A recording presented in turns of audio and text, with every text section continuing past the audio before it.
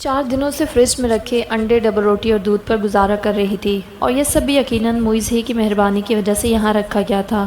مگر اس کے بعد معیز نے ادھر جھانک کر بھی نہ دیکھا تھا۔ ابھی ابھی وہ ڈبل روٹی کے آخری 2 ٹوسٹ اور چائے پی کر فارغ ہوئی تھی۔ صبح، دوپہر، رات ڈبل روٹی اور انڈے کھا کھا کر اس کا دل اوب گیا تھا۔ چھوٹے سے نفیس کچن میں برتن تو تھے، مگر کھانا پکانے کو نہ دال تھی اور نہ ہی سبزی اور نہ ہی آٹا چاول۔ سر پر چھت کا سکون ہوا تھا تو اب آٹے دال کی فکر نے آ لیا۔ اسے اپنی قسمت پر ہنسی آنے لگی اور پھر رونا۔ 4 دنوں سے وہ اس قید و تنہائی میں تھی اور زبان ایک لفظ بھی نہ بولی تھی۔ رات اس اکیلے پن میں وہ کیسے گزارتی تھی یہ اسی کو معلوم تھا۔ درختوں کے سائے اس کی کھڑکی کے شیشوں پر عجیب عجیب سی اشکال بناتے تھے تو وہ سرے شام ہی کھڑکی مضبوطی سے بند کر دیتی۔ اس نے گھبرا کر اونچی آواز میں درود پاک صلی اللہ علیہ وسلم پڑھا، پھر ماں کو آواز دی، امی کہاں ہیں آپ؟ خالی کمرے میں اسے اپنی ہی آواز عجیب سی لگی، اور کچھ اتنے دنوں خاموش رہ کر آواز میں بھاری پن سا آ گیا تھا۔ تب بھی اسے موبائل کا خیال آیا تو اس نے جلدی سے اٹھ کر بیگ میں سے موبائل نکال کر چیک کیا۔ اس کی بیٹری ڈاؤن تھی۔ موبائل چارجنگ پہ لگاتے ہوئے وہ ثانیہ سے رابطہ کرنے کا پکا ارادہ کر چکی تھی۔ کمرے سے باہر تو وہ سفینہ کے ڈر سے نکلتی ہی نہ تھی، بس کھڑکی کھول کر دن کی روشنی دیکھ کر خوش ہو لیتی۔ ابھی بھی وہ کھڑکی کے پرد کھول کر وہاں آ کھڑی ہوئی۔ یہ نیکسی گھر کی عمارت سے الگ پچھلی سائڈ پر بنی ہوئی تھی۔ وہ رشک و حسرت سے اس خوبصورت عمارت کو دیکھنے لگی۔ کاش اس میں رہنے والوں کے دل بھی اتنے ہی بڑے اور خوبصورت ہوتے۔ اپنی آئندہ زندگی کا سوچ کر اس کا دل بند ہونے لگتا تھا، اس لیے وہ آئندہ کے متعلق سوچنے سے گریز ہی کرتی تھی۔ وہ سوچنا بھی نہیں چاہتی تھی کہ معیز احمد اس سے طلاق دے کر اس گھر سے نکال دے گا اور شاید وہ پھر کسی مہم کے ہتھے چڑھ جائے۔ تب بھی وہ چونکی۔ اس نے فارمل سی ڈریسنگ میں معیز احمد کو تیز قدموں سے روش پر چلتے انیکسی کی طرف آتے دیکھا تو اس کا دل اچھل کر حلق میں آن اٹکا۔ کیوں؟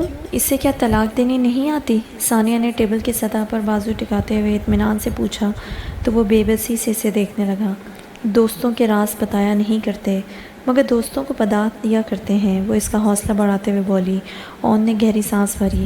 انکل نے وصیت کے طور پر معیز کے نام ایک خط بھی چھوڑا ہے، جس میں انہوں نے معیز سے ریکویسٹ کرتے ہوئے اسے پابند کیا ہے کہ وہ ابیہ کو طلاق دے کر در بدر کی ٹھوکریں کھانے پر مجبور نہ کرے، اسے ٹائم دے۔ اگر ابیہ کو کوئی اور پسند آ جائے تو وہ بہت بہتر، ورنہ معیز خود اس کے لیے بہترین سا رشتہ دیکھ کر اس کی شادی کروا دے۔ Well done! ثانیہ کی آنکھیں چمکیں۔ اس نے خوش ہو کر ہلکی سی تالی بجائی اور پھر جلدی سے پوچھا، اور اس وصیت کے بارے میں معیز بھائی کا کیا خیال ہے؟ باپ کے آخری لفظوں کو یقیناً پاس رکھے گا، ورنہ گھر لانے سے پہلے ہی طلاق دے دیتا، اون نے تجزیہ کیا۔ مگر طلاق دینا ضروری تو نہیں اون؟ وہ پراسراریت سے مسکرائی۔ اون چونکا۔ کیا مطلب؟ مطلب یہ کہ وہ رک کر آگے ٹیبل پر جھکی۔ اس عرصے میں ہم ان دونوں کے درمیان محبت بھی تو کروا سکتے ہیں۔ وہ جو مارے تجسس کے اسی کی طرح آگے کو جھک آیا تھا، اسے گھورنے لگا۔ تو تم کیوں ہم دونوں دوستوں کی زندگی کو ایک ہی ٹریک پر چلانے کی کوشش کر رہی ہو؟ کیوں میں تمہارا داؤ تمہارے دوست پر نہیں چلا سکتی؟ وہ پھاڑ کھانے والے انداز میں بولی۔ اون نے ڈرنے کی اداکاری کی۔ ارے رے دوست ہی کیا، تم چاہو تو مجھ پر یہ داؤ آزما سکتی ہو، میں تو دل جگر سمیت راضی ہوں۔ مگر ثانیہ کا دھیان کہیں اور تھا۔ اس کی آنکھوں کی چمک بتاتی تھی کہ وہ بہت کچھ اور سوچ رہی ہے۔ اون کے لبوں پر ہلکی سی مسکراہٹ کھیل گئی۔ وہ جلدی سے کھڑکی سے ہٹ گئی۔ دل گویا ہاتھوں پیروں میں دھڑکنے لگا۔ یا الہی، یہ ادھر کیا کرنے آ رہا ہے؟ کہیں فیصلے کی گھڑی تو نہیں آ گئی؟ وہ بیڈ کے کنارے پر ٹک گئی۔ ٹانگیں بے جان ہونے لگی تھیں۔ پھر ڈور بیل بجائی گئی۔ مرتا کیا نہ کرتا کہ مصداق۔ ظاہر ہے کہ ابیہ ہی کو اٹھ کر دروازہ کھولنا تھا۔ دروازے کا لاک کھول کر وہ پیچھے ہٹ گئی۔ معیز نے نوب گھما کر دروازہ کھولا تو اس کی خائف سی شکل دکھائی دی۔ مجھے تم سے کچھ بات کرنی ہے، میں اندر آ سکتا ہوں؟ وہ خشک لہجے میں پوچھ رہا تھا۔ ابیہ کا دم نکلنے لگا۔ اس نے بولنا چاہا، مگر اسے احساس ہوا کہ ان 4 دنوں میں اس کی زبان بولنا بھول چکی تھی۔ اس نے بدقت تمام سر اس بات میں ہلایا تو وہ دروازہ کھلا چھوڑ کر اندر چلا آیا۔ اندر آ کر وہ لاؤنج کی وسعت میں کھڑا تھا اور ابیہ کھلے دروازے کے پاس۔ وہ جیسے الفاظ ترتیب دے رہا تھا اور ابیہ کی جان فنا ہو رہی تھی۔ اسے لگ رہا تھا ادھر وہ اسے رہائی کا اذن دے گا اور ادھر اس کا بدن اس کی روح کو۔ وہ کھنکھارا، تم جانتی ہو یہ سارا ڈرامہ میری مرضی کے بغیر مکمل ہوا ہے۔ میں تمہارا جتنا ساتھ دے سکتا تھا دے چکا ہوں۔ اب میری بھی ایک لائف ہے جسے میں سیٹل کرنا چاہتا ہوں۔ اس لیے میں چاہتا ہوں کہ تم اپنی زندگی کے لیے اپنی مرضی کا فیصلہ کرو۔ میں ابو کی وصیت کا پابند ہوں۔ تم کسی کو اپنی زندگی کے ساتھی کے طور پر پسند کرو، اس کا ہاتھ پکڑ کے میرے سامنے لاؤ۔ اسی وقت میں تمہاری اس سے شادی کروا دوں گا، اور اگر نہیں تو میں خود یہ فرض سر انجام دوں گا۔ تب تک تم یہاں ایک مہمان کی حیثیت سے ہو۔ بہترین ڈریسنگ اور مہنگے ہیئر کٹ میں وہ معیز احمد تھا۔ امیر لوگ سارے ہی اتنے خوبصورت ہوا کرتے ہیں شاید، یا اس کے ابیہ کو اچھا لگنے کی کوئی اور وجہ تھی۔ وہ یک ٹک اسے بولتے دیکھ رہی تھی، شاید سن بھی رہی تھی۔ کچھ چاہیے تو نہیں؟ وہ مروتاً پوچھ رہا تھا۔ بھاری دل کے ساتھ ابیہ نے نفی میں سر ہلایا۔ جو اس سے سب کچھ چھیننے آیا تھا، اس سے وہ کیا مانگتی؟ ساری عمر کی ہم سفری مانگتی تو کیا وہ دے دیتا؟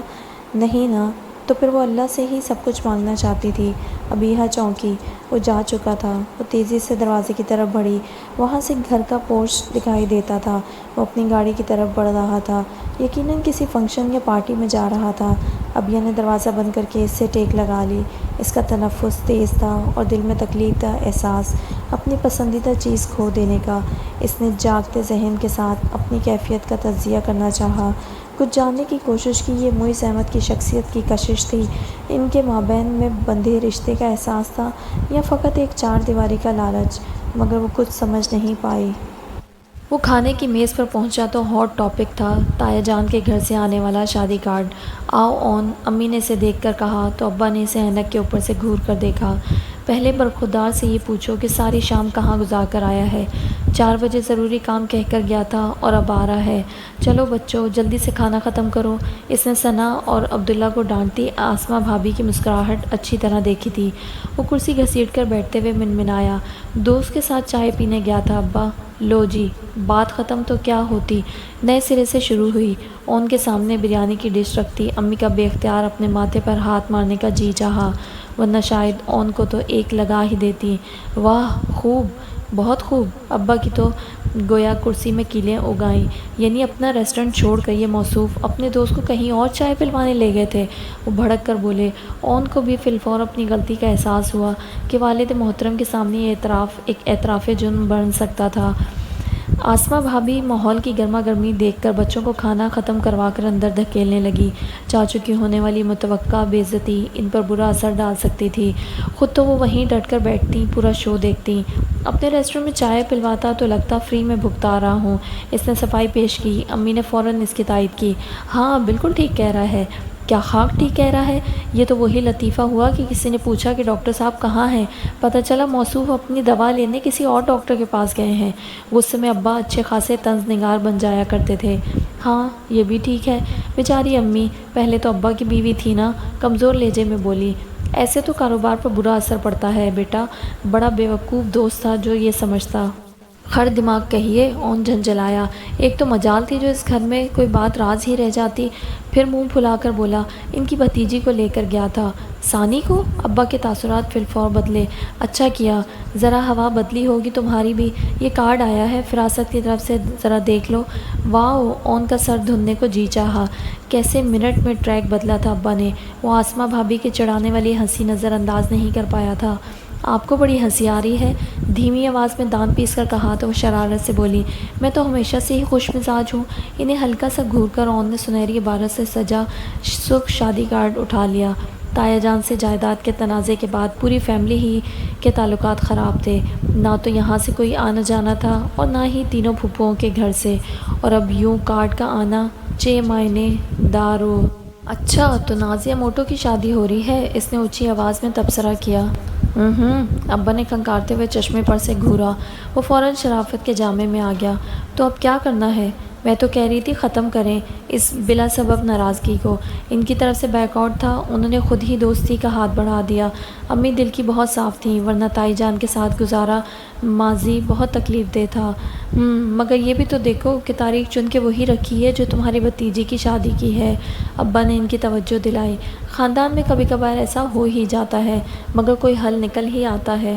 اون اپنا کھانا ختم کرنے لگا۔ اسے فی الحال تو بریانی میں دلچسپی تھی جو ٹھنڈی پڑ رہی تھی۔ اس نے یکے بعد دیگرے 2 چمچے چاولوں کے بھر کے منہ میں ڈالے۔ کیوں بھائی اون، تمہارا کیا خیال ہے؟ اب اون صاحب کا منہ نوالوں سے بھرا ہوا تھا۔ مجھے تو کچھ اور ہی چکر لگ رہا ہے۔ بھرے منہ کے ساتھ وہ بولا تو ابا نے گھور کے اسے دیکھا۔ ہیں؟ کسے چکر آ رہے ہیں؟ آسماں بھابھی کے مشہور زمانہ کل کل کرتی ہنسی بے اختیار آزاد ہوئی۔ اون نے جلدی سے نوالا نکلا اور بات بدلی۔ میں کہہ رہا ہوں چکر لگا ہی لینا چاہیے کسی کو، خیر سگالی کے طور پر۔ ابا نے پرسوچ انداز میں سر ہلایا۔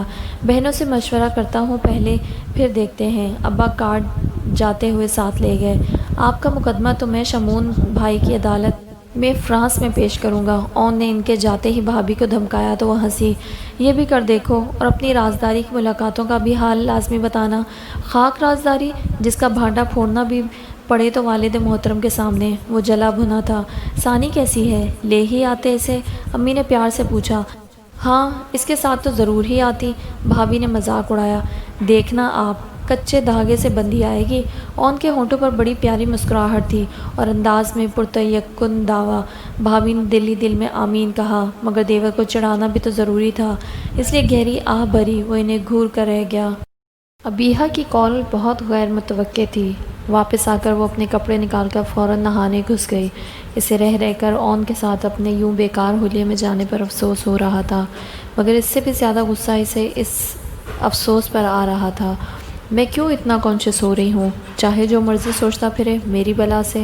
اس نے اب تک دسیوں مرتبہ سوچا، مگر ہر بار اسے خیال آتا کہ اگر وہ صرف کپڑے ہی بدل کر چلی جاتی تو شاید تیل لگا سر پس منظر میں چلا جاتا۔ بال تولیے سے خشک کرنے کے بعد ابھی وہ گیلا تولیہ کرسی کی پشت پر پھیلا ہی رہی تھی جب اس کا موبائل بجنے لگا۔ اون ہی ہوگا، اس کا پہلا اندازہ تھا، مگر ابیہا کے نام پر نظر پڑتے ہی اس نے فوراً کال ریسیو کر لی۔ کیسی ہو؟ موبائل کیوں آف کر رکھا تھا؟ میں تو اس دن سے بار بار کال کر رہی ہوں تمہیں۔ کیسی ہو تم؟ ثانیہ نے بے اختیار ہی ڈھیروں سوال کر ڈالے۔ موبائل چارجنگ کے لیے لگانا یاد ہی نہیں رہا۔ میں ٹھیک ہوں، آپ کیسی ہیں؟ ابیہا کی آنکھیں کسی کی اتنی فکر پر نم سی ہو گئیں۔ وہ دنیا میں تنہا تھی، نہ ماں، نہ باپ، نہ بھائی بہن۔ ایسے میں ثانیہ کا انداز اسے اپنی بہن جیسا ہی لگتا تھا۔ اللہ کا شکر ہے، تم وہاں کے حالات سناؤ، کیسا استقبال ہوا تمہارا؟ سسرال کیسی ہے تمہاری؟ وہ اطمینان سے فلور کشن پر بیٹھتے ہوئے پوچھنے لگی۔ ٹھیک ہے سب، میں تو انیکسی میں ہوں، وہ قدرے جھجک کر مجرمانہ انداز میں بولی۔ ہاں سوری، مجھے یاد نہیں رہا، اون نے بتایا تھا مجھے۔ ثانیہ نے اسے ریلیکس کرنا چاہا۔ کیا آپ مجھ سے ملنے آ سکتی ہیں یہاں؟ ابیہا کا لہجہ آز بھرا تھا اور ثانیہ تو پہلے ہی ان چکروں میں تھی۔ فی الفور بولی، ہاں ہاں، تم بے فکر رہو، میں تو پہلے ہی پروگرام بنا چکی ہوں، اور ہاں، کسی سے بھی ڈرنا مت، یوں سمجھو اب میں تمہارا میکا ہوں، بلکہ میں اور اون دونوں۔ دوسری طرف نم آنکھوں کے ساتھ ابیہا ہنس دی، اور ادھر ادھر کی کتنی ہی باتوں کے بعد فون بند کرتے ہوئے ثانیہ کو دھیان آیا کہ اس نے اون کے نام اپنے ساتھ کیوں لیا تھا۔ ساتھ ہی اسے یاد آیا آج وہ کتنا ہینڈسم لگ رہا تھا، اور اسے بار بار دیکھتی وہ تینوں لڑکیاں۔ ثانیہ کے دل میں پھر سے جیلسی ابھری تو وہ لاحول پڑتی اٹھ گئی۔ کم ہی ملنا پڑے گا تم سے اون عباس، دماغ خراب کر رہے ہو تم میرا، اور شاید دل بھی، اس نے تہیہ کر لیا تھا۔ Happy birth day. موئز کا میسج رات 12 بجے اسے اپنے موبائل پر موصول ہوا تھا۔ اور پروگرام؟ رباب نے کھل کر مسکراتے ہوئے پوچھا۔ جو تم کہو، موئز کا جواب آیا۔ جی نہیں، جو تم چاہو، رباب نے بڑے ناز سے جواب لکھا۔ اوکے، ویٹ اینڈ سی، موئز نے جواب دیا۔ رباب طمانیہ سے مسکرانے لگی۔ اسی وقت اس کے موبائل کی میسج ٹون بجی۔ Happy birthday sweetheart. Message پڑھتے ہی اس کا حلق تک کڑوا ہو گیا۔ یہ سیفی کا میسج تھا۔ تھینکس، روکھا سا جواب بھیج کر اس نے فوراً ہی موبائل آف کر کے بیڈ پر ڈال دیا۔ وہ بہت کامیابی سے سیفی اور موئز کی کشتیوں میں سوار تھی۔ سیفی دولت کے لحاظ سے خوابوں کی تعبیر تھا تو موئز خوابوں کا شہزادہ۔ کسے چھوڑنا تھا اور کسے تھامنا، یہ تو وقت ہی بتانے والا تھا۔ وہ ثانیہ کو اگلے ہی روز اپنے دروازے پر پا کر اتنی حواس باختہ ہوئی کہ اس کے گلے لگ کر رو ہی پڑی۔ ثانیہ اس قدر جذباتی صورتحال کا اندازہ کر کے نہیں آئی تھی، سٹپٹا گئی۔ کم آن بیا، ریلیکس، وہ اس کی پشت تھپتھپانے لگی۔ اچھا اندر تو آنے دو۔ وہ جھیم کر ثانیہ سے الگ ہوئی، دوپٹے سے آنکھیں پونچھی۔ آئے نا، ثانیہ اس کے ہمراہ اندر آ گئی۔ رہائش تو اچھی ہے۔ اس نے ستائشی نظروں سے کمرے کی سیٹنگ دیکھی۔ مختصر سی راہداری کے بعد ایک کمرہ ٹی وی لاؤنج کے طور پر تھا، اور اس سے ملحقہ بیڈ روم، اٹیچ باتھ اور کچن سائڈ پہ تھا، جس کی بڑی سی کھڑکی گھر کے پچھلی سائڈ پر کھلتی تھی۔ واو، وہ یقیناً ابیہا کو بہلا رہی تھی، مگر ابیہا کا دھیان کہیں اور تھا۔ ثانیہ کو کچھ کھانے پینے کو بھی نہیں پوچھ سکتی تھی، گھر میں کچھ تھا ہی کب لانے والا، اسے یہاں ڈال کر اپنا فرض نبھا چکا تھا۔ مجھے تو یہ تنہائی بہت فیسینیٹ کرتی ہے۔ ثانیہ بے تکلفی سے ادھر ادھر پھر رہی تھی۔ یوں ہی چلتے پھرتے اس نے فریج کا دروازہ کھولا۔ روم سائز فریج میں محض پانی کی ایک بوتل اور دودھ کا چھوٹا ڈبہ تھا۔ اس کی مسلسل چلتی زبان رک سی گئی۔ کچھ سوچ کر وہ کچن میں آئی اور تمام درازیں اور کیبن کھول کر چیک کیے۔ کٹلری کے سامان کے علاوہ وہاں اور کچھ نہ تھا۔ وہ واپس ابیہ کے پاس آئی تو انداز میں بے یقینی اور تعصب تھا۔ تم کیا یہاں ہوا کھا رہی ہو؟ وہ جی بھر کے شرمندہ ہوئی جیسے قصور اسی کا ہو۔ نہیں، انڈے، بریڈ اور دودھ تھا، آج ہی ختم ہوا ہے۔ وہ اور چیخی، کیا یعنی تم 4 دنوں سے محض انڈے بریڈ کھا کے زندہ ہو؟ ابیہ سٹ پٹائی، مجھے معیز بھائی جیسے ڈیسنٹ بندے سے یہ امید نہیں تھی۔ انہیں تو چاہیے تھا یہاں فل سائز فریج رکھواتے اور اسے لبالب اشیاء سرف سے بھر دیتے۔ کچن میں اتنا کچھ ہوتا کہ تمہیں مہینوں کی کوئی فکر نہ ہوتی۔ ثانیہ کے انداز میں غصہ تھا۔ اتنی فکر تو صرف اللہ کو اپنے بندے کی ہوتی ہے۔ بندہ بندے کی فکر کرنے لگے تو ساری لڑائی ہی ختم ہو جائے۔ ابیہ آزردگی سے بولی۔ ثانیہ نے غصے سے بیگ ٹٹول کر اپنا موبائل نکالا۔ وہ کوئی نمبر ملا رہی تھی۔ ہاں، حال چال کو چھوڑو اور سیدھے یہاں پہنچو۔ اس کا لب و لہجہ تیز تھا۔ پھر قدرے جھنجھلا کر بولی، میں تمہارے عزت مآب دوست معیز احمد کے گھر کی انیکسی میں موجود ہوں۔ ایڈریس لیا تھا نا تم سے؟ اس کے انداز میں طنز تھا۔ ہاں، غلطی ہو گئی بہت بڑی، تمہارے ساتھ ہی آنا چاہیے تھا۔ تم بھی اپنے دوست کی اعلیٰ ظرفی دیکھتے تو یقیناً متاثر ہوتے۔ ابیہ متحیر سی اس کی شعلہ بیانی دیکھ رہی تھی۔ وہ یقیناً اون پر برس رہی تھی۔ فوراً یہاں آؤ، بلکہ اپنے دوست کو بھی لائن حاضر کرو۔ اور اب وہ مسلسل ادھر ادھر ٹہلتی بڑبڑاتے ہوئے ابیہ کا بی پی لو کر رہی تھی اور اپنا ہائی۔ جانے دیں، آپ بات کو خواہ بڑھا رہی ہیں۔ ابیہ نے اس کا غصہ ٹھنڈا کرنا چاہا تو وہ رک کر اسے گھورتے ہوئے بولی، بات پہلے ہی بڑھی ہوئی ہے بے وقوف، اب تو تمہاری زندگی داؤ پر لگ رہی ہے۔ ابیہ کے دل میں جیسے کوئی نوکیلا تیر سا کھپ گیا۔ تو کون سی نئی بات ہے؟ میں نے تو ہوش ہی ان حالات میں سنبھالا ہے، مگر اب نئی بات ہونا چاہیے۔ وہ اپنی بات پر زور دے کر بولی، تم ان کے نکاح میں ہو۔ کب تک؟ ابیہ کا لہجہ زخمی تھا۔ جب تک بھی یہ رشتہ برقرار ہے، ان پر اپنے فرائض کی ادائیگی فرض ہے۔ ثانیہ کا لہجہ دھیما ہو گیا۔ اسے یاد آیا وہ کانٹوں پر چلتی زندگی کے اس موڑ تک پہنچی تھی۔ رشتوں کی اہمیت انہیں تسلیم کرنے سے ہوتی ہے۔ ابیہ نے اسے یاد دلایا۔ وہ چپ ہو گئی۔ اون آیا تو ثانیہ نے اسے خالی فریج کھول کر دکھایا، کچن کی ساری درازیں، سارے خالی کیبن دکھائے، اور اون بیچارہ ابیہ کے سامنے اس کھچائی پر یوں شرمندہ ہو رہا تھا جیسے اس سارے میں اسی کا قصور ہو۔ اور اس دوست کی تعریف میں تم زمین و آسمان کے کلابے ملاتے رہتے ہو۔ ثانیہ نے طنز کیا، مجھے تو اس صورتحال کا اندازہ ہی نہیں تھا، میں ضرور اس سے پوچھوں گا، اس کی مذمت کروں گا۔ اون شرمسار سا تھا۔ ثانیہ تڑخی، معاف کرنا، ویسے تمہارے دوست کو مذمت کی نہیں بلکہ مرمت کی ضرورت ہے۔ وہ آئے تھے، مجھ سے پوچھا تھا، کسی چیز کی ضرورت تو نہیں؟ ابیہ نے مجبورانہ انداز میں کہا تو اون نے فخری انداز میں ثانیہ کو دیکھا، مگر وہ متاثر نہیں ہوئی تھی۔ لا کے ہی کیا رکھا ہے یہاں جو مزید لانے کا پوچھ رہے تھے؟ ضروریات زندگی بھی پوچھنے کی چیز ہے؟ غضب خدا کا، انہیں کھانا کھاتے ہوئے بھی خیال نہیں آیا کہ یہ بیچاری کیا کھا رہی ہوگی؟ ثانیہ کو واقعتاً معیز پر بہت غصہ تھا۔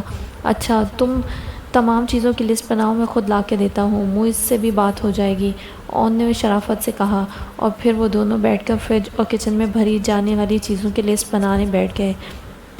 اگلے 2 گھنٹوں میں اون تمام سامان لا چکا تھا اور ثانیہ نے ابیہ کے ساتھ مل کر اسے ٹھکانے لگا دیا تھا، اور جب وہ دونوں جانے لگے تو وہ ثانیہ کے ہاتھ تھام کر رو دی۔ مجھے زندگی میں اچھے لوگ بہت کم ملے ہیں، اور ان میں میری ماں اور امتیاز انکل کے ساتھ آپ بھی شامل ہیں۔ ثانیہ نے اسے گلے سے لگا لیا۔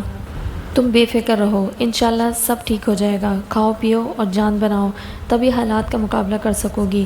اور یہ اتنا خرچہ؟ وہ ہچکچائی۔ جتنا سامان وہ دونوں خرید کر لائے تھے وہ ہزاروں کا تھا، وہ آپ اپنے دیور کی طرف سے تحفہ سمجھ لیں، اون نے ہلکے پھلکے انداز میں کہتے ہوئے سینے پر ہاتھ رکھا۔ دیور نہیں، بھائی، ثانیہ نے طنز سے لقمہ دیا تو وہ برجستہ بولا، ہاں، بھائی اور بھابھی کی طرف سے۔ اس نے اپنی اور ثانیہ کی طرف اشارہ کیا تو ثانیہ کا چہرہ پل بھر میں رنگ بدل گیا۔ ابیہ نے حیرت سے اسے دیکھا۔ کزن شپس کا تو اسے پتہ تھا، مگر یہ بھائی بھابھی والا سلسلہ؟ اچھا، اب موبائل آف مت ہونے دینا، میں کال کرتی رہوں گی۔ ثانیہ نے بدقت تمام موضوع بدلا تو ابیہ نے اثبات میں سر ہلا دیا۔ گاڑی کے مین روڈ پر آتے ہی وہ بھی اسٹارٹ ہو گئی۔ میں نے تم سے کہا تھا کہ ہر بات میں نکاح نامے کو مت گھسیٹا کرو، اور یاد ہے نا تم نے کیا کہا تھا؟ وہ جتانے والے انداز میں بولی، یہی کہ اب ہم اچھے دوست ہیں۔ اون نے مسکراہٹ دبائی، پھر بھول پن سے بولا، اچھے دوست میاں بیوی بھی تو ہو سکتے ہیں، مگر میاں بیوی اچھے دوست نہیں ہو سکتے۔ وہ برجستہ بولی، تم آزماؤ تو صحیح۔ وہ شرارت پر آمادہ ہوا۔ آزماتے ہوئے کو کیا آزمانا؟ بڑے اطمینان سے طنز کرتے ہوئے بولی۔ چند لمحے خاموشی خاموشی کے نظر ہوئے۔ پھر وہ بولا، تایا جان کی طرف سے نازیہ کی شادی کا کارڈ آیا ہے۔ امی بھی بتا رہی تھی، اور ادھر بڑی خالہ کی طرف بھی آیا ہے، ثانیہ نے بتایا۔ موقع تو اچھا ہے پھر سے رابطے استوار کرنے کا۔ اون نے رائے دیتے ہوئے اسے استفہامیہ نظروں سے دیکھا، گویا اسے بھی اظہار رائے کا موقع دیا ہو۔ ثانیہ نے مائنے خیز نظروں سے اسے دیکھا تو وہ بے چین سا ہوا۔ میں کسی اور نظریے سے بات کر رہا ہوں۔ میں نے تو کچھ نہیں کہا، ثانیہ نے آرام سے کہتے ہوئے شانے اچکائے۔ تایا جان یعنی ثانیہ کے بڑے ماموں کے تیسرے نمبر کی بیٹی ارم، جو نازیہ سے چھوٹی تھی، اون کو بہت پسند کرتی تھی، بلکہ جب اون نے ثانیہ سے شادی کا انکار کیا تو وہ متبادل کے طور پر ارم ہی کا نام دیا گیا تھا۔ اس دیہاتن سے بہتر ہے ارم ہی سے میری شادی کرا دیں، اور اون کے انکار کے ساتھ یہ اعلان بھی خاندان بھر میں خوب اچھلا۔ حالانکہ تایا جان کی فیملی کے ساتھ تعلقات بالکل ختم تھے، مگر فتنہ پرور قسم کے رشتہ داروں نے اس بات کو خوب پھیلایا، اور ظاہر ہے تایا جان کی فیملی تک بھی بات پہنچی ہوگی۔ بعض لوگ کی دور کی نظر کمزور ہوتی ہے اور بعض کے قریب کی۔ تم کیوں نہیں سوچ لیتی کہ تمہارے معاملے میں میری قریب کی نظر کمزور نکلی؟ اون خفگی سے بولا، تو مثال بھی الگ ہی ڈھنگ کی تھی۔ ہاں میں نے سوچ لیا ہے، وہ بے نیازی سے بولی، پھر اضافہ کیا، تب ہی تو دکھ بھی زیادہ نہیں ہوا۔ اون لب بھیجے سامنے دیکھ رہا تھا۔ کبھی کبھی ثانیہ کا رویہ بہت روکھا اور تکلیف دہ ہونے لگتا تھا، اسے لگتا وہ ضبط کھو دے گا، مگر اون وہ دیکھو معیز بھائی کے ساتھ گاڑی میں وہ خوبصورت سی لڑکی کون ہے؟ سگنل پر گاڑی رکی تو اچانک ہی ثانیہ نے اس خاموشی کو جوشیلی آواز سے توڑا۔ اون چونکا، گاڑیوں کے ہجوم میں سے اس نے معیز کی گاڑی کو ڈھونڈ لیا تھا اور اس کے ساتھ بے فکر اور بے تکلفانہ انداز لیے بیٹھی رباب۔ اون نے گہری سانس لے کر گرین سگنل پر نگاہ ڈالی اور گاڑی آگے بڑھا دی۔ اون کی خاموشی پر حیرت کی بات تھی کہ ثانیہ بھی خاموش ہو گئی۔ اون نے اسے گھر کے باہر ہی ڈراپ کیا۔ اندر نہیں آؤ گے؟ عموماً وہ اسے پوچھا نہیں کرتی تھی، مگر آج پوچھا، اور یوں تو سر کے بل چل کر جاتا، مگر آج انکار کر دیا۔ نہیں، ریسٹورنٹ جانا ہے، پہلے ہی بہت لیٹ ہوں، ٹیک کیئر۔ ایک نرم سی نگاہ اس کے صبیح و ملیح چہرے پر ڈال کر اون نے گاڑی آگے بڑھا دی، اور اس ایک نگاہ میں جانے کیسا فسوں تھا کہ وہ دور تک اس کی جاتی گاڑی کو دیکھتی رہی۔ وہ بہترین ڈریسنگ کے ساتھ بے حد فریش اور پرجوش تھی۔ معیز نے نہ صرف رات اسے وشنگ میسج بھیجا بلکہ آج اسے لانگ ڈرائیو کے بعد ڈنر بھی کروانے والا تھا، اور ابھی جب آتے ہوئے اس نے راستے میں گاڑی روکی تو جگہ تقریباً سنسان ہی تھی، اور پھر ایک خوبصورت اور نازک سی ڈائمنڈ کی انگوٹھی اس نے رباب کے سامنے کی تو اس کا چہرہ اپنی فتح کے احساس سے تمتما اٹھا، یا شاید معیز کی شکست کے احساس سے۔ اس نے بڑے ناز سے اپنا ہاتھ معیز کے آگے پھیلا دیا۔ وہ مسکراتے ہوئے اس کو انگوٹھی پہنانے لگا۔ رباب نے از خود درفتگی کے عالم میں آگے ہو کر اپنا سر اس کے شانے پر رکھ دیا۔ معیز لمحہ بھر کو تو حیران ہی رہ گیا، مگر پھر شاید وہ بھی لمحوں کی گرفت میں آنے لگا۔ معیز نے نرمی سے اس کے بالوں کو سہلایا، پرفیوم اور شیمپو کی مہک اس کی سانسوں کو معطر کرتی ذہن کو دھندلا سا رہی تھی، مگر رباب کی نسبت وہ حواس میں تھا۔ Okay, let's go for a long drive. نرمی سے اسے پیچھے ہٹاتے ہوئے وہ مسکرایا تھا، اور رباب کا دل اس مسکراہٹ میں کہیں کھو گیا۔ ایک بہترین لانگ ڈرائیو کے بعد وہ دونوں ڈنر کے لیے ہوٹل آئے تھے۔ معیز نے ایک مینیو کارڈ اسے تھما دیا۔ وہاں خوشیوں کا ڈیرا تھا، مسرتوں کے گلاب کھل رہے تھے۔ وہ دونوں مینیو ڈسکس کر رہے تھے جب کوئی ایک دم سے ان کے ٹیبل کے قریب آیا۔ Hello dear. ان دونوں نے بے اختیار آنے والے کو دیکھا۔ معیز کی آنکھوں میں حیرت تھی، جبکہ رباب خوف و پریشانی کا شکار ہو گئی۔ معیز تو آنے والے کو دیکھ کر اب یہ حیران ہی ہوا تھا کہ یہ حیرانی اگلے ہی لمحے لاگواری اور ہلکے سے غصے میں بدل گئی، مگر رباب تو بھگ سے اڑی تھی۔ وہ سفیان حمیدی تھا، عرف عام میں سیفی۔ رباب کی زبان گنگ تھی۔ وہ کرسی گھسیٹ کر بے تکلفی سے بیٹھ رہا تھا۔ بہت خوشی ہوئی آپ کو یہاں دیکھ کر مسٹر معیز۔ اس کا روئے سخن معیز کی جانب ہوا، جس کی رنگت مارے ضبط کے سرخ پڑ رہی تھی۔ مگر میرے جذبات تم سے بالکل مختلف ہیں، وہ پھنکارا۔ رائے تو تمہارے متعلق پہلے بھی اچھی نہیں تھی، مگر اس طرح میرے پرسنلز میں گھس کر تم اتنی گراؤٹ کا مظاہرہ کرو گے، اس کا مجھے اندازہ نہیں تھا۔ معیز نے کوئی تکلف یا مروت نبھائے بغیر سرد و خشک لہجے میں اس کی بد تہذیبی کا احساس دلایا تھا۔ رباب ابھی تک دم سادے بیٹھی تھی۔ اسے لگتا تھا ابھی سیفی اس سے مخاطب ہوا۔ ارے یار، ہم جیسے تنہائی کے مارے تو تم جیسوں کی محفلیں ڈھونڈتے پھرتے ہیں، ہم پہ کیا ناراضگی؟ وہ ایک اچٹتی نگاہ کرسٹل کا مجسمہ بنی رباب پر ڈالتے ہوئے بے تکلفی سے یوں بولا، جیسے معیز سے ماضی میں جانے کتنے اچھے تعلقات رہ چکے ہوں، مگر میں نہیں سمجھتا کہ ہمارے درمیان ایسے تعلقات ہیں کہ تم اتنی ڈھٹائی سے آ کر میری ٹیبل پہ بیٹھ جاؤ۔ You may leave now. معیز کے انداز میں سرد مہری کے ساتھ قطعیت بھی تھی۔ رباب کی رنگت معمول سے زیادہ سفید نظر آ رہی تھی۔ اوکے، سیفی نے ایک جھٹکے سے کرسی چھوڑ دی، رباب پر ایک بھرپور نگاہ ڈالی اور مخاطب جانے معز کو کیا یا رباب کو، لیکن تم سے بعد میں بات ضرور ہوگی۔ اس کے انداز میں تلخی تھی۔ وہ چلا گیا۔ رباب نے ہلکی سی جھنجھوری لی۔ وہ سوچ بھی نہیں سکتی تھی کہ قیامت ٹل گئی تھی۔ بہت گرا ہوا ہے یہ شخص، ذرا جو مینرز آتے ہوں۔ معز سلگ رہا تھا۔ اوکے، دفع کرو اسے، پبلک پلیسز پہ ایسے لوگ ملتے ہی رہتے ہیں۔ دفعتاً رباب نے مسکراتے ہوئے ٹیبل پر دھرے معز کے ہاتھ پر ہاتھ رکھا۔ سارا موڈ خراب کر دیا خبیث نے۔ بزنس سرکل میں تو تھرڈ کلاس ہے ہی، ذاتی زندگی میں بھی آج ثابت ہو گیا۔ معز نے سر جھٹکا۔ اسے رہ رہ کر سیفی کی جسارت پر غصہ آ رہا تھا کہ وہ اپنی فیملی کے ساتھ تھا اور سیفی اتنے آرام سے اس کی ٹیبل پر یوں آ بیٹھا جیسے برسوں کی شناسائی ہو۔ چلو چھوڑو، جانے دو، اس بدتمیز شخص کے لیے تم اپنا موڈ کیوں خراب کر رہے ہو، اور ہمارا ڈنر بھی۔ رباب کی تو جیسے سانسیں بحال ہو گئی تھیں، اور اعتماد بھی۔ سیفی یقیناً اسی کو دیکھ کر کھنچا چلا آیا تھا، مگر سچ شکر کہ اس نے رباب کو مخاطب کرنے اور شناسائی ظاہر کرنے کی کوشش نہیں کی تھی۔ اس کو اپنی اس بدتمیزی کا خمیازہ ضرور بھگتنا پڑے گا۔ معز کا غصہ ٹھنڈا ہونے میں نہیں آ رہا تھا۔ اسے رہ رہ کر یاد آ رہا تھا کہ پچھلا کچھ عرصہ اس بدگماش شخص کی وجہ سے اس پر کیسے قیامت بن کر ٹوٹا تھا جب ابیا اس کے قبضے میں تھی۔ اسے دفعتاً اپنے ہاتھ پر ہلکی سی ملائمت کا احساس ہوا تو وہ چونکا۔ رباب کا اس کی دی ہوئی انگوٹھی سے سجا ہاتھ اس کے ہاتھ کو نرمی سے سہلا رہا تھا۔ معز ہلکے سے مسکرا دیا۔ رباب کے انداز میں ادا تھی، دلکشی تھی۔ وہ دوسروں کو میسمرائز کرنے کا ہنر رکھتی تھی۔ اب جلدی سے کھانا منگواؤ، بہت بھوک لگ رہی ہے، وہ ناز سے بولی، اور جب تک وہ ویٹر کو اپنی اور رباب کی پسند کی چیزیں نوٹ کرواتا رہا، رباب دل ہی دل میں تلملاتے ہوئے پورے ہال میں سیفی کی تلاش میں نظریں گھماتی رہی۔ اسے در حقیقت سیفی پر اب غصہ آ رہا تھا۔ اگلے روز ابھی وہ آفس پہنچ کر سیٹ پر بیٹھا اپنے پی اے کو کچھ ہدایت دے ہی رہا تھا کہ اون دندناتا ہوا اس کے آفس میں داخل ہوا۔ معز نے اسے دیکھ کر مختصراً بات کے بعد ریسیور رکھ دیا۔ وہ کرسی کی پشت پر ہاتھ جمائے اسے خشمگی نگاہوں سے گھور رہا تھا۔ میرا نہیں خیال کہ میں نے تمہارا کوئی بہت بڑا قرض دینا ہے جو تم یوں دشمنوں کی طرح مجھے گھور رہے ہو۔ اسے ہاتھ سے کرسی پر بیٹھنے کا اشارہ کرتے ہوئے معز نے ہلکے پھلکے انداز میں کہا تو وہ یوں ہی منہ پھلائے بیٹھ گیا۔ کیا ہوا، ثانیہ سے جھگڑا ہوا ہے کیا؟ ہاں، اور اس بار وجہ تم ہو، وہ تڑک کر بولا۔ میں؟ ہاتھ سے اپنی طرف اشارہ کرتے ہوئے معز بے حد حیرت کی زد میں آیا۔ میں نے کیا کیا ہے؟ بلکہ میرا تو اس سے کسی بھی قسم کا رابطہ نہیں ہے، وہ بے اختیار بولا۔ تمہارا تو شاید ان دنوں رباب کے علاوہ کسی بھی زیرو سے کوئی رابطہ نہیں ہے۔ اون کا طنز کڑا تھا۔ معز نے اسے چونک کر دیکھا۔ وہ یوں اس کی ذاتیات میں دخل نہیں دیا کرتا تھا، چہ جائکا یوں رباب اور اس کے تعلق کو پوائنٹ آؤٹ کرتا۔ کم ٹو دی پوائنٹ اون، کیا مسئلہ ہوا ہے؟ وہ سنجیدہ تھا، اور اون اس سے بھی زیادہ۔ تمہیں یاد ہونا چاہیے معز، تمہارا کسی اور سے بھی بہت قریبی رشتہ ہے اور اسے تم گھر میں ڈال کر بھول چکے ہو۔ معز کے اعصاب چوکنا ہوئے، فوراً معاملے کی تہہ تک پہنچا۔ یاد تو ایسا ہے کہ ہر وقت سر پر سوار رہتا ہے کمبخت۔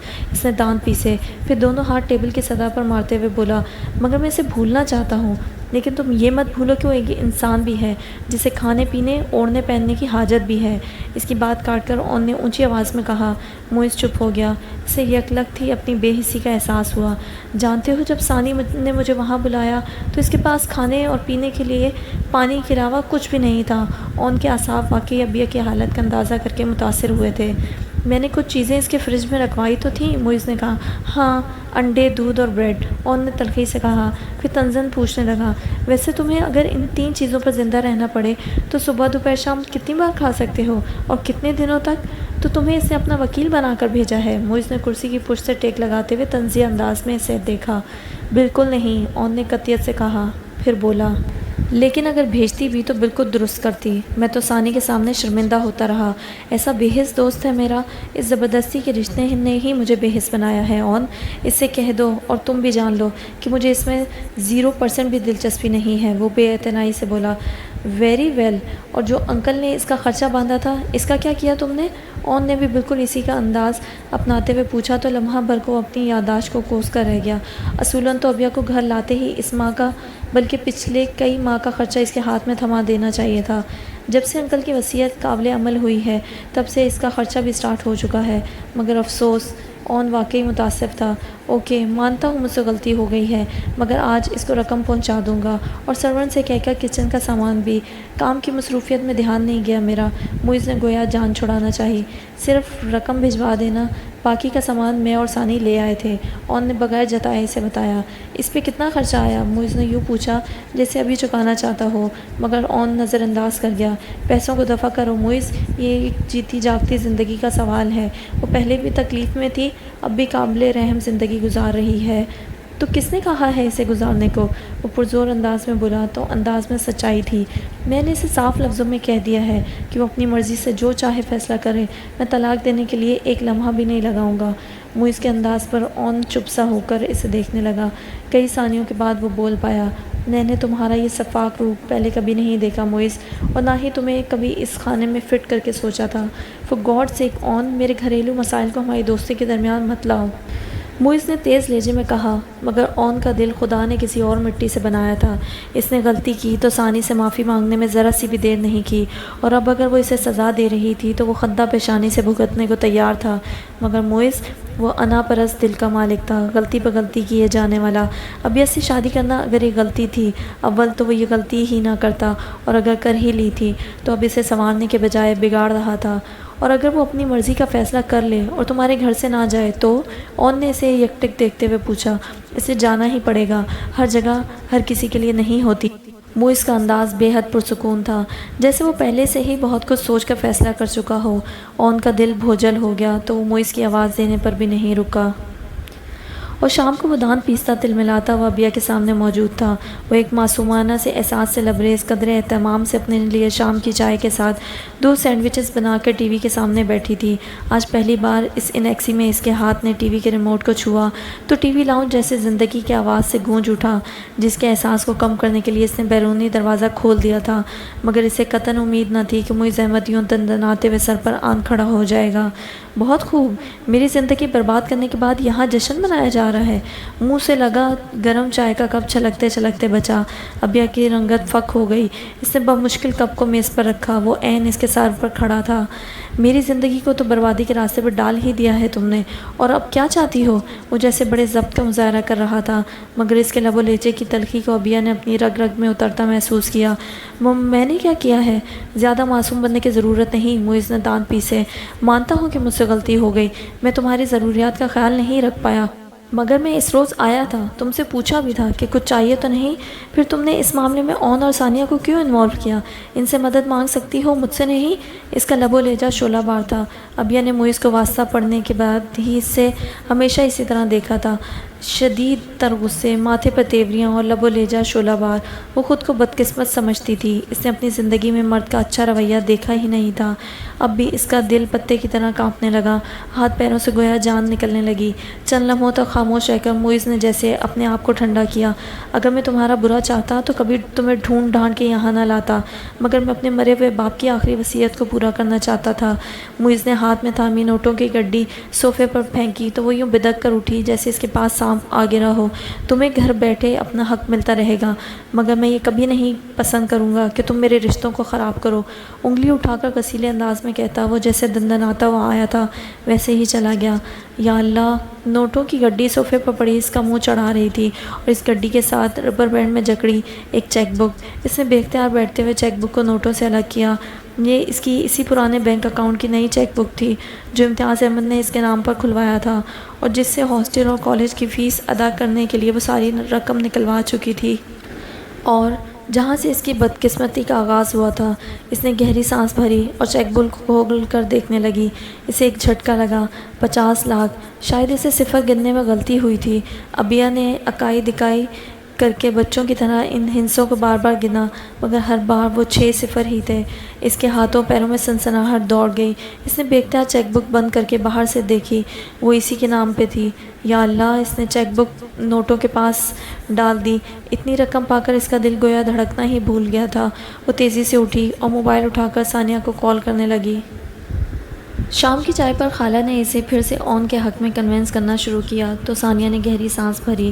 آپ کیوں پریشان ہوتی ہیں خالہ جان؟ سب ٹھیک جا رہا ہے، اس نے لپٹا لپٹایا جواب دیا، مگر خالہ بھی بڑی صاف گو تھی، تنک کر بولی، یہ تو جب تم خود ماں بنو گی تب پتہ چلے گا کہ جب بچے ایک جائز بات نہ مانے تو ماں باپ پر کیا بیتتی ہے۔ لاہور والا قوت! ثانیہ کانوں تک لال پڑی۔ ارے میں کہوں اس معصوم بچے سے غلطی ہو ہی گئی ہے تو کیا اب اس سے ناک سے لکیریں لگواؤ گی؟ معصوم بچہ اون؟ ثانیہ کا دل چاہا زور سے ہنسے، مگر خالہ آج جس طمطراق کے عالم میں تھی، اس میں مسکراہٹ بھی شاید انہیں سیخ پا کر دیتی۔ ہنسنا تو ممنون ہی تھا۔ ہم بات کر رہے ہیں خالہ، اور پھر ابھی تو میری جاب اسٹارٹ ہوئی ہے۔ وہی تفصیل سے بھاگنے والا انداز۔ ارے جاب کو ڈالو بھاڑ میں کہتی ہوں رخصتی کروا کر جاؤ، اپنے گھر بار سنبھالو، پھر ساری عمر باتیں کرتی رہنا۔ خالہ نے اسے گھورا۔ خالہ جان پلیز، جب اون کو کوئی اعتراض نہیں تو پھر آپ لوگ کیوں خواہ ایشو بنا رہے ہیں؟ وہ ناراضگی دکھانے لگی۔ یہ تو اس کی محبت ہے جو وہ کوئی اعتراض نہیں کر رہا، اپنی غلطی مان رہا ہے۔ اس کے بندے ہاتھوں کو پیار سے اپنے ہاتھوں میں لوئے لوگی تو ساری عمر تم سے محبت کرے گا۔ یوں چھان پھٹک کے کاروبار ہوا کرتے ہیں بی محبت نہیں۔ اور میری بات ایک یاد رکھنا، مرد اگر محبت سے جھکے تو اسے کاٹ کا الو بنانے کی کوشش نہیں کرنی چاہیے، پچھتانا پڑتا ہے پھر۔ وہ چائے کا کپ اٹھا کر اپنے کمرے کی طرف بھاگ آئی، مگر خالہ کے تمام جملے کانوں میں ہی پڑ گئے۔ وہ کتنی ہی دیر تک چائے پیتے سوچتی کرتی رہی اور کرتے کرتے سوچتی رہی، اور جو ایک لڑکی کے انا کو ٹھیس پہنچی وہ چھٹیوں میں گھر گئی تو اس کا والہانہ استقبال ہوا۔ مگر دادی، انہیں ہمیشہ کی فکر یہی لائق ہوتی تھی کہ پڑھائی میں جتے رہنے سے کہیں وہ گھر کا کام کاج نہ بھول جائے۔ وسیع و عریض نئے طرز کے بنے گھر کا صحن محض دادی کی فرمائش پر کچا رکھا گیا تھا۔ اطراف میں رنگا رنگ پھولوں کی کیاریوں کا اہتمام تھا، تو شام ہوتے ہی کچے صحن میں پانی چھڑک کر ایئر کولر لگا دیے جاتے اور سفید چادروں سے سجی چارپائیاں بچھ جاتی، اور یہ ثانی کا امتحان ہی ہوا کرتا تھا کہ دادی اسی سے ہر بار صحن میں مٹی اور پھونس کی لپائی کروایا کرتی تھی۔ ثانیہ کو اچھی طرح یاد تھا، اور وہ بھول بھی کیسے سکتی تھی۔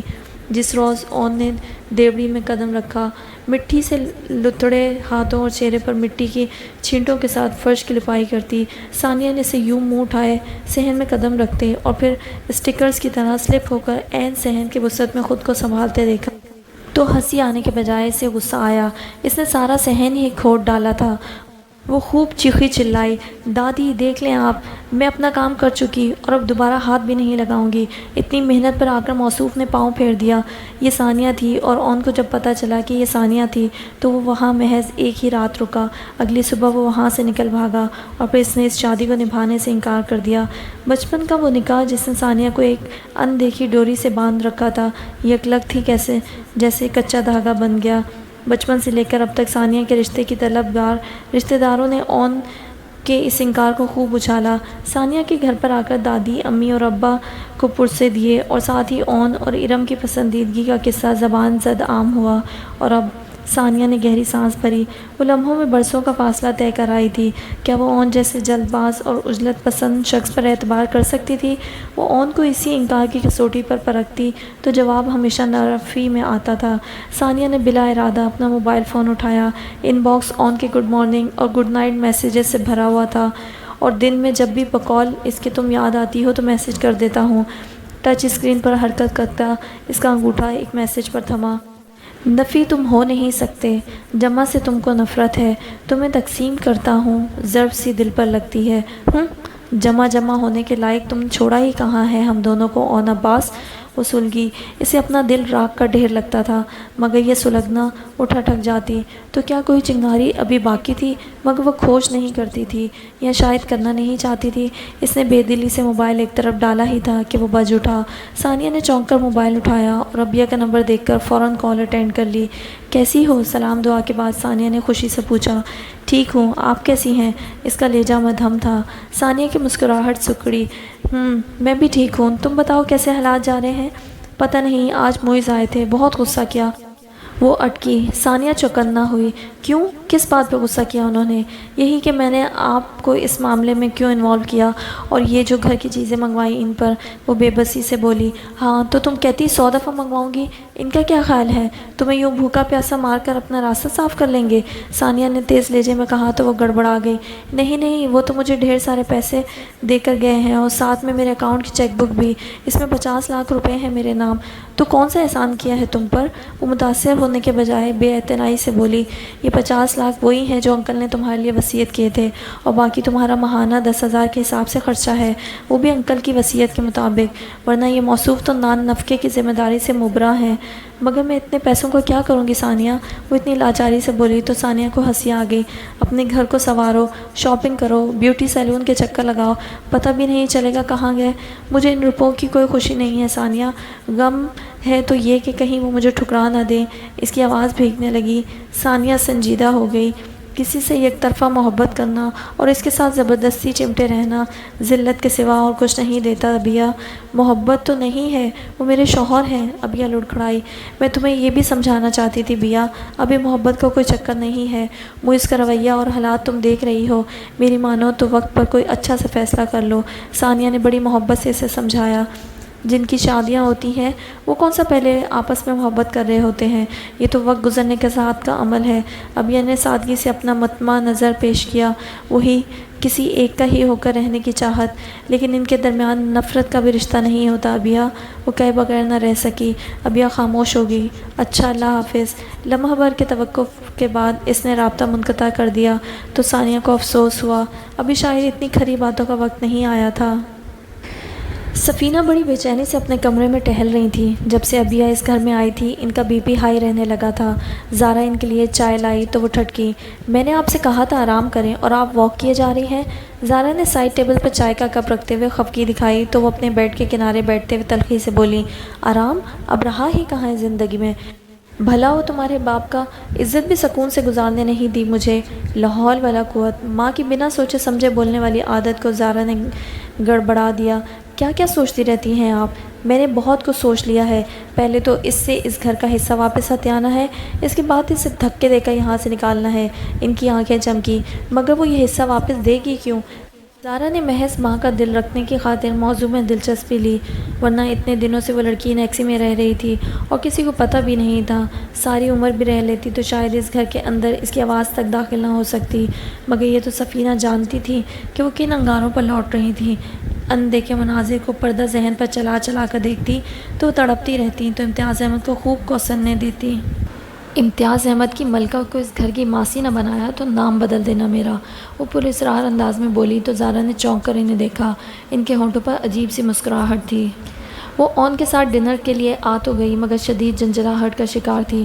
بہت ڈرتے ڈرتے اسے لینے گیا، کیا پتہ اب کی بار وہ ہٹیلی کون سا روپ بنائے ساتھ چل پڑتی، مگر کاٹن کے دیدہ زیب کڑھائی والے سوٹ میں ملبوس وہ سرتاپا ایک دلکشی کے حصار میں تھی۔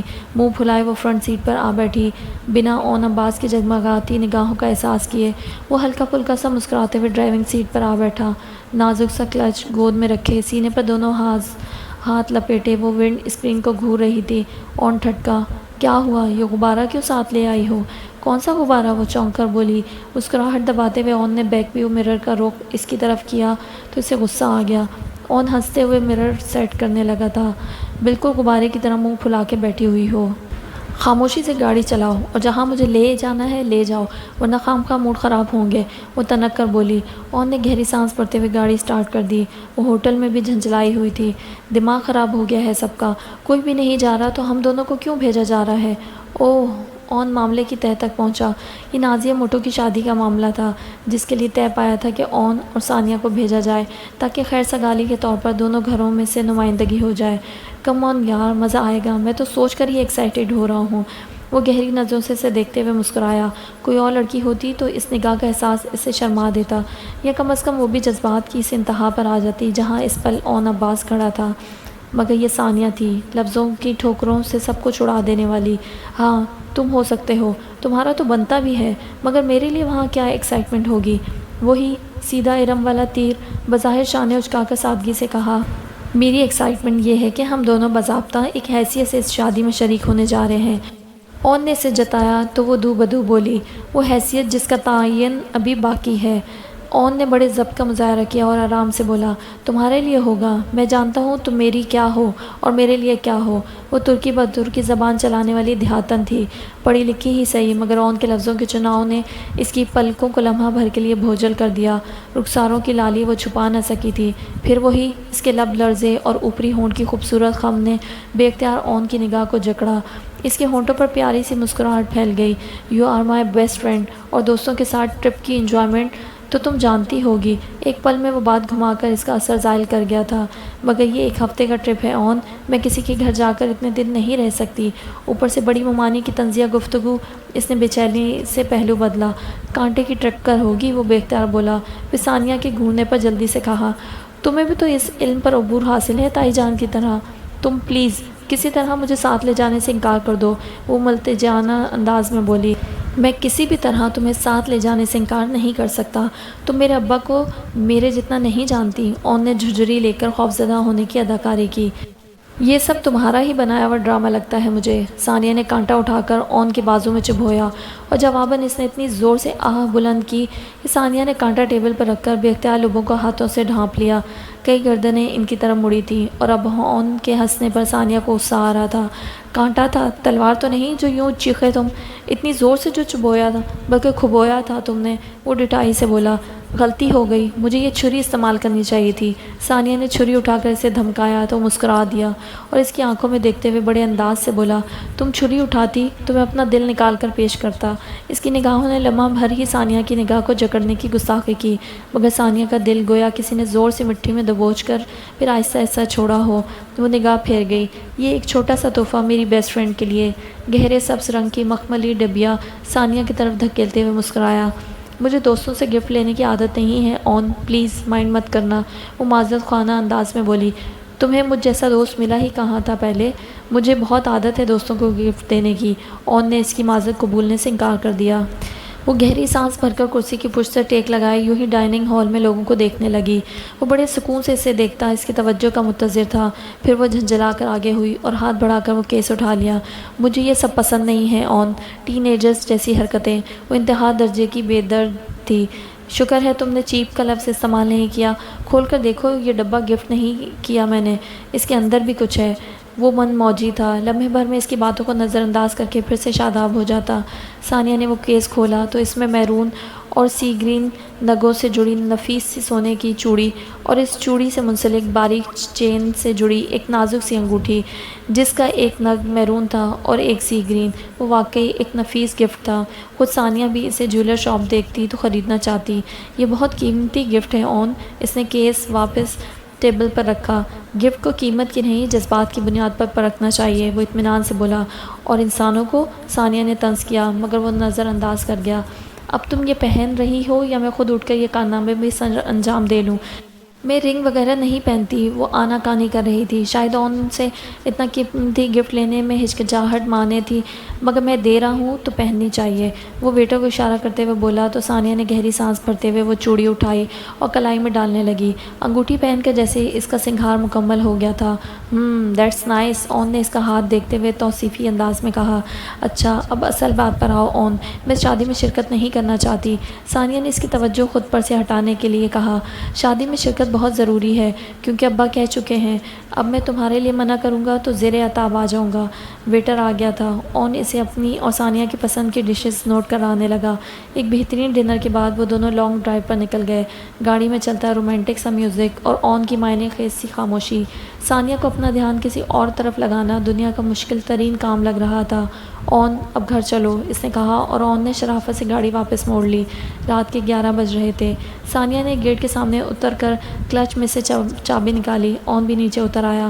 میرے ساتھ اتنا خوبصورت وقت گزارنے کا شکریہ، مگر آئندہ کبھی میں اتنے لمبے ٹائم کے لیے نہیں جاؤں گی۔ 11 بج رہے ہیں، صبح میرا آفس ہے، وہ اسے وارن کر رہی تھی، اور یہ کہ آج تم بہت خوبصورت لگ رہی تھیں۔ اون کی جسارت، اس نے ہاتھ بڑھا کر ثانیہ کے بالوں کی لٹوں کو کان کے پیچھے کیا تھا۔ ثانیہ کی تو جیسے سانس تک رک گئی۔ اچھا اب گھر سیدھے جانا، ماموں جان سے ڈانٹ مت کھانا۔ اسے ایک پل اون کے سامنے کھڑا ہونا دنیا کا مشکل ترین کام لگا۔ پلٹ کر چابی لگا کر دروازہ کھولنے لگی، پھر پلٹ کر اسے ہاتھ ہلا کر الوداع کہا اور اندر چلی گئی۔ اون کے ہونٹوں پر ہلکی سی مسکراہٹ پھیل گئی۔ وہ بہت سرشار سا پلٹ کر گاڑی میں بیٹھ گیا۔ رباب نے اس روز کے بعد سفیان حمیدی کی کوئی کال اٹینڈ نہیں کی تھی۔ اسے در حقیقت سیفی پر بہت غصہ تھا، مگر آج 5ویں روز وہ اسے اچھی طرح تڑپانے کے بعد نک سک سے تیار اس کے آفس آ پہنچی۔ وہ اسے دیکھ کر بے اختیار اٹھ کھڑا ہوا۔ واٹ اے پلیزنٹ سرپرائز، میں تو تم سے رابطے کی امید ہی کھو بیٹھا تھا۔ اس نے گرم جوشی سے رباب کا ہاتھ ملایا۔ وہ سن گلاسز بالوں میں اٹکاتی اس کے عین سامنے بیٹھ گئی۔ تمہیں امید کھو ہی دینی چاہیے تھی، یہ تو میری مہربانی ہے۔ پھر سے تمہیں لفٹ کروا دی۔ ٹانگ پر ٹانگ جمائے وہ تن کے بیٹھی بہت مغرور دکھ رہی تھی۔ سیفی کا دل پہلو میں لوٹ کر رہ گیا۔ ایک دفعہ یہ میڈم کے آستانے میں داخل ہو جائے تو بس۔ ناراض ہو کیا؟ وہ دل بری سے پوچھنے لگا۔ کیا نہیں ہونا چاہیے؟ رباب نے تیکھے انداز میں ابرو اچکایا۔ ناراض تو شاید مجھے ہونا چاہیے، تمہارے سامنے اس شخص سے میری اتنی انسلٹ کی، مجھے ٹیبل سے اٹھا دیا اور تم خاموشی سے دیکھتے رہیں۔ وہ شکوہ کناں انداز میں بولا۔ کسی کی بھی فیملی کے درمیان یوں گھس کر بیٹھ جانا مینرز کے خلاف ہے سیفی۔ اگر وہ تمہاری فیملی میں یوں گھس کر بیٹھتا تو تم بھی یہی کرتے۔ رباب نے بے اعتنائی سے کہا تو وہ چونکا۔ فیملی؟ کزن ہے میرا اور بہت اچھا دوست بھی، مگر شاید وہ تم سے میری دوستی کو پسند نہیں کرتا۔ رباب نے بے نیازی سے شانے اچکائے۔ ہاں شاید، سیفی نے اتفاق کیا۔ ہمارے بزنس ٹرمز بھی کچھ خاص اچھے نہیں ہیں، لیکن آئندہ تم ایسا کچھ نہیں کرو گے۔ رباب نے انگلی اٹھاتے ہوئے اسے وارن کیا۔ تم پر نظر پڑتے ہی میرا دل بے قابو ہو گیا تھا سویٹ ہارٹ، میں خود کو روک نہیں پایا۔ وہ اٹھ کر چلتا ہوا اس کی کرسی کی پشت پر آ گیا اور اس سے پہلے کہ رباب کو سمجھ پاتی، سیفی نے جھک کر اسے اپنے بازو کی گرفت میں لیا۔ رباب نے اس کا چہرہ اپنے رخسار سے مس ہوتا محسوس کیا تو وہ جیسے کرنٹ کھا گئی۔ You know I love you so مچ، وہ مخمور انداز میں بولا، مگر رباب کے وجود میں جیسے ایک بھونچال سا آ گیا۔ ایک جھٹکے سے اس نے سیفی کا بازو پیچھے دھکیلا۔ واٹ دا ہیل، کیا بکواس ہے یہ؟ وہ غصے سے کپ کپا اٹھی۔ کم آن ڈیئر، وہ اسی رو میں تھا۔ رباب اٹھ کھڑی ہوئی۔ اسٹاپ اٹ سیفی، تم جانتے ہو مجھے ایسی حرکتیں پسند نہیں۔ پھر بھی تم نے، وہ شدید غصے اور اشتعال کی کیفیت میں تھی، چہرہ تمتما اٹھا تھا۔ 2 دن کی دوستی نہیں ہے ہماری ربا۔ وہ مزید پیش رفت کے موڈ میں تھا۔ رباب کا دل گھبرانے لگا۔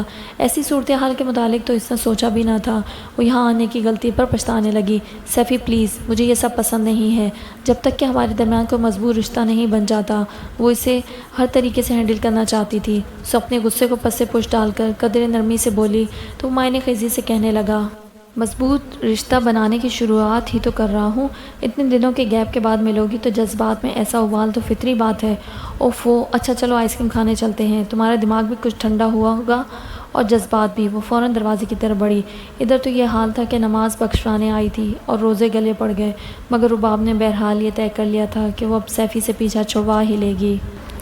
موئز نے جب اپنی لاپرواہی کے متعلق سوچا، اسے خود پر افسوس ہی ہوا۔ اس قدر بے حسی اس کی سرشت میں نہیں تھی، مگر حالات اسے اس نہج پر لے آئے تھے کہ دل ابیہ سے ہمدردی پر آمادہ ہوتا بھی تو دماغ اسے رد کر دیتا تھا۔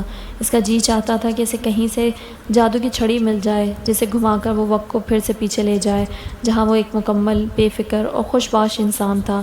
اب تو ذہن پر دھرا بوجھ کسی پل کھل کر خوش ہونے ہی نہیں دیتا تھا۔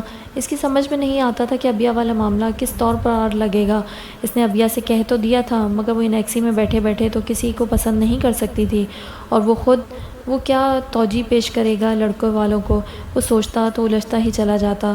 اس کی ذہنی پراگندی بڑھنے لگی۔ اسے سراسر ابیہ قصوروار دکھائی دیتی۔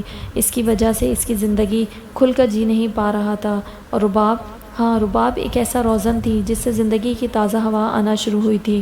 وہ شدت پسند تھی، جذبوں کے اظہار میں لگی لپٹی رکھنے کی قائل نہ تھی، اور اتنی صاف گو کبھی معز احمد بھی ہوا کرتا تھا، مگر اب جانے کیا کفل لگا تھا اس کے ہونٹوں پر۔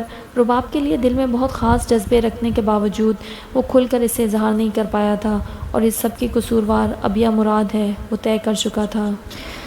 اچھا، اپنا دھیان رکھنا، اور ہاں، کسی کے ساتھ زیادہ منہ ماری کرنے کی ضرورت نہیں۔ کوئی کچھ بولے بھی تو نپاتلا جواب دینا۔ باہر آتے ہوئے بھی خالہ جان کی نصیحتیں اور فصیحتیں جاری و ساری تھیں۔ وہاں جا کر اپنے آپ ہی میں مگن نہ رہنا، اون کا بھی دھیان رکھنا۔ وہ جو شاید قسم کھا چکی تھی ان نصیحتوں کے جواب میں کچھ نہیں بولنا، چٹک گئی۔ آپ بے فکر ہیں، آپ کے بھتیجے کا خیال رکھنے والے وہاں بہت ہیں۔ خبردار، خالہ نے اسے آنکھیں دکھائیں، تم دونوں ایک دوسرے کے ساتھ ایک دوسرے کے لیے ہو، کوئی تیسرا نہ سنو میں۔ وہ منہ پھلائے باہر آئی۔ اون اس کے سامان گاڑیوں کی ڈگی میں رکھنے لگا۔ اللہ کی امان میں میرے بچے، ہم سب کی طرف سے بہت مبارکباد پہنچانا، اور اس سرپھری کا دھیان رکھنا۔ خالہ جان نے اون کی بلائیں لیتے ہوئے آخر میں کہا تو ثانیہ کے منہ کے زاویے بگڑتے دیکھ کر اسے ہنسی آ گئی۔ انہیں ایئرپورٹ جانا تھا۔ اون نے ایئرپورٹ تک رینٹ پر گاڑی لی تھی۔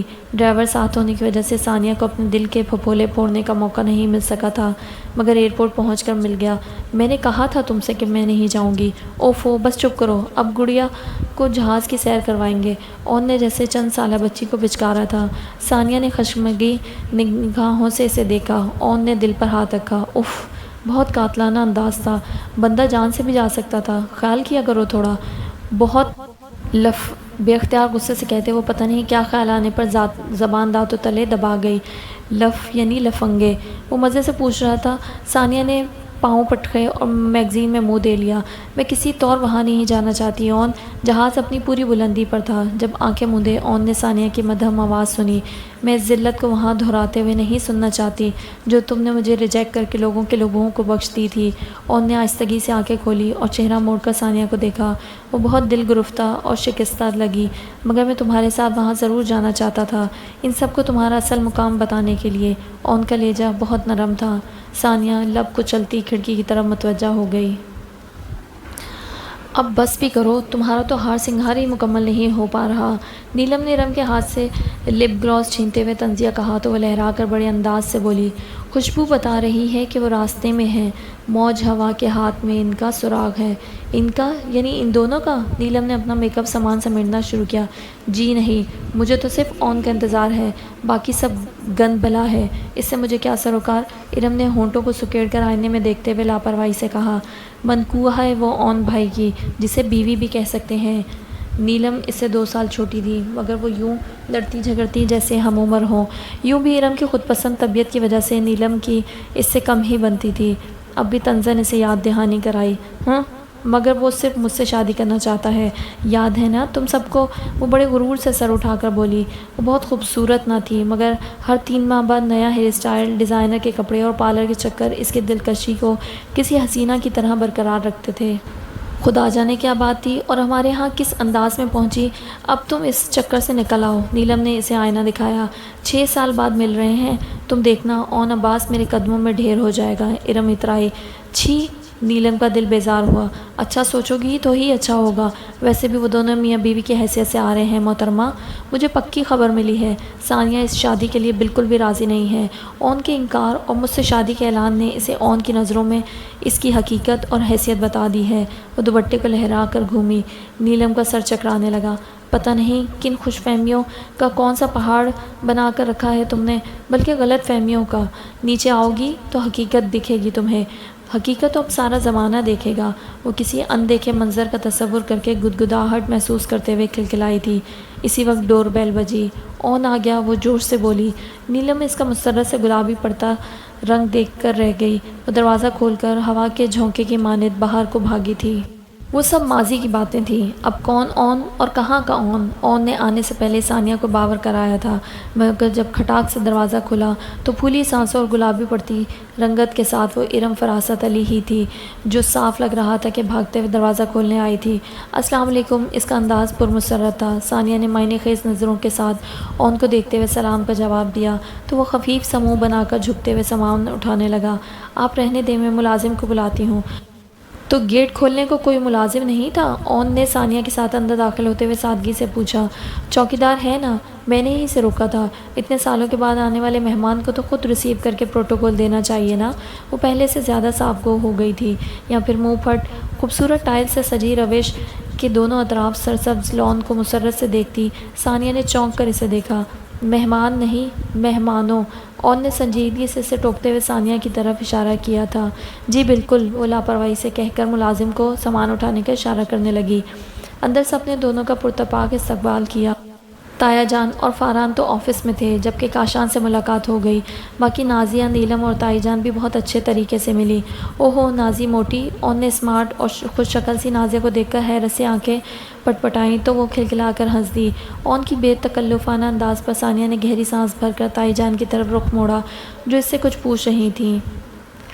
بیڈ روم کا اے سی جانے کب سے کام نہیں کر رہا تھا۔ انیکسی شاید زیادہ استعمال میں نہیں رہتی تھی، اس لیے کسی نے اس کی طرف دھیان نہیں دیا تھا۔ ان حبس کے دنوں میں ابیا نے یہی حل نکالا کہ دھوپ جانے کے بعد لاؤنج کا بیرونی دروازہ کھول دیتی، بیڈ روم کی کھڑکی کھول کر پنکھے چلا دیتی۔ نہانے کے بعد ابھی بھی وہ گرمی سے گھبرا کر کچن میں گئی اور ٹھنڈا ٹھار جوس بنا کر ابھی لاؤنج تک پہنچی ہی تھی کہ لائٹ چلی گئی۔ یو پی ایس کا انتظام تو تھا نہیں، البتہ جب کوٹھی کا جنریٹر آن ہوتا تو انیکسی کی لائٹ کی فراہمی شروع ہو جاتی۔ جبکہ کوٹھی میں UPS کی سہولت بھی موجود تھی۔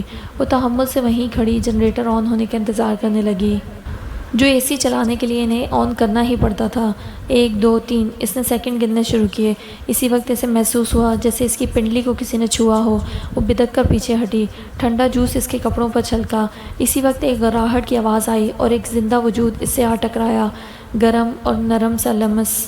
وہ زوردار آواز میں چیخی، گلاس اس کے ہاتھ سے چھوٹ کر فرش پر گرا اور وہ یوں ہی چیختے ہوئے باہر کی طرف بھاگی۔ اس کا دل مارے خوف کے جیسے پھٹنے کو تھا۔ گاڑی کا دروازہ لاک کر کے اندر بڑھتے موئز کے کانوں سے اس کی چیخنے کی آواز ٹکرائی تو وہ بے اختیار اسی کی جانب لپکا۔ کھلے بکھرے بال اور ایک شانے سے لٹکتا دوپٹہ جو اس کے قدموں کے ساتھ گھسٹتا آ رہا تھا۔ کیا ہوا؟ موئز نے پریشانی سے پوچھا تو وہ روتے ہوئے بے اختیار ہی جیسے سہارا پا کر اس کے شانے سے آ لگی۔ وہ وہاں اندر کوئی ہے، کوئی اندھیرے میں ٹکرایا تھا مجھ سے۔ وہ خوفزدہ سراسیمہ تھی۔